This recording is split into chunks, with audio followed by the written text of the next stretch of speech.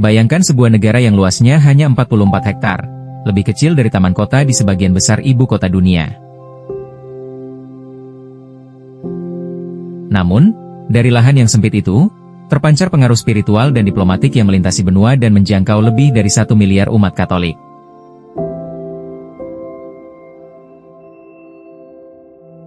Inilah Vatikan, negara berdaulat terkecil di dunia yang terletak di jantung kota Roma, Italia.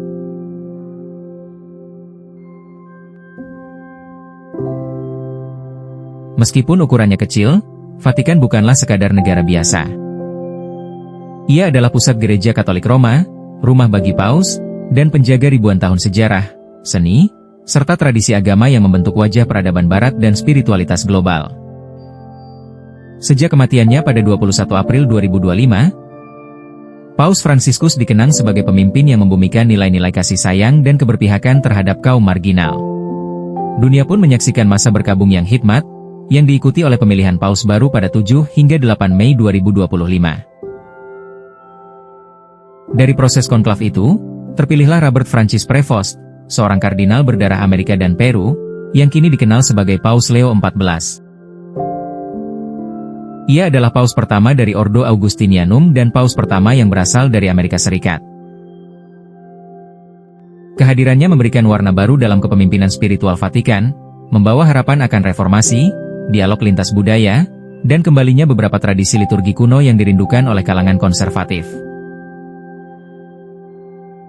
Di bawah kepemimpinan Paus Leo XIV, Vatikan menegaskan kembali perannya sebagai juru bicara moral dunia.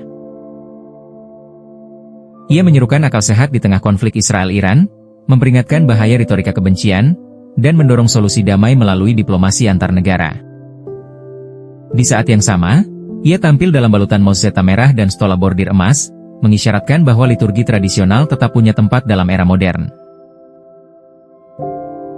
Tak hanya itu, Leo XIV juga melanjutkan hubungan kontroversial dengan Tiongkok, dengan menunjuk uskup baru sebagai bagian dari perjanjian antara Tahta Suci dan Beijing.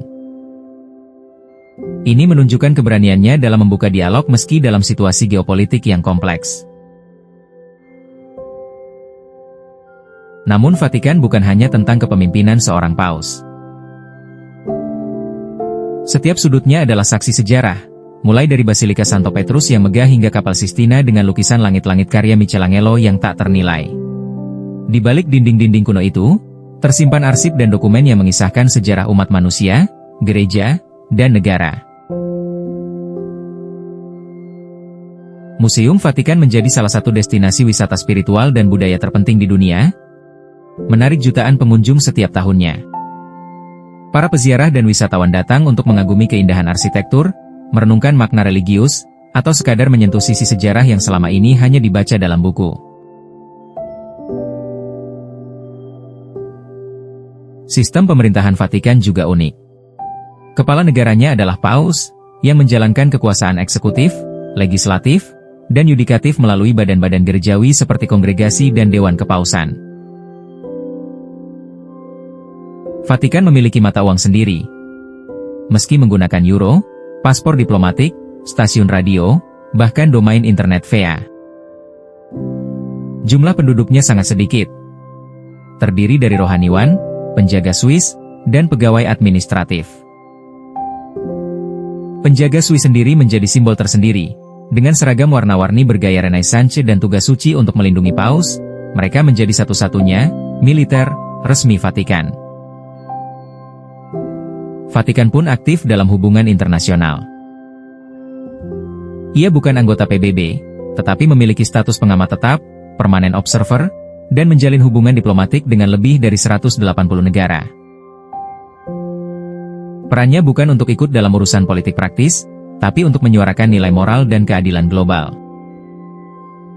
Ketika dunia bicara soal perdamaian, kemiskinan, lingkungan, atau hak asasi manusia, suara Vatikan tetap relevan dan didengar. Paus bukan hanya pemimpin umat Katolik, tetapi juga simbol harapan universal yang melampaui batas-batas agama.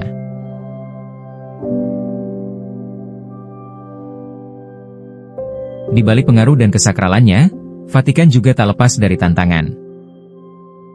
Isu transparansi keuangan, kasus pelecehan oleh oknum rohaniwan, dan ketimpangan representasi perempuan di dalam gereja menjadi tantangan nyata yang terus dihadapi. Paus Fransiskus semasa hidupnya telah membuka pintu reformasi. Kini, tanggung jawab itu berada di tangan Paus Leo XIV, yang memikul harapan besar dari umat Katolik di seluruh dunia untuk terus bergerak menuju gereja yang lebih bersih, adil, dan terbuka. Kota Vatikan bukanlah sekadar lambang kejayaan masa lalu, tapi juga mercusuar nilai di zaman modern.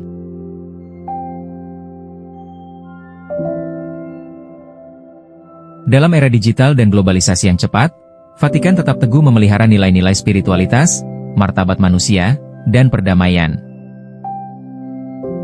Ia mengingatkan dunia bahwa kekuatan sejati bukan terletak pada jumlah pasukan atau luas wilayah, melainkan pada keyakinan, warisan nilai, dan kesanggupan untuk berdiri di tengah dunia yang terus berubah, sembari tetap membawa cahaya harapan yang tak pernah padam.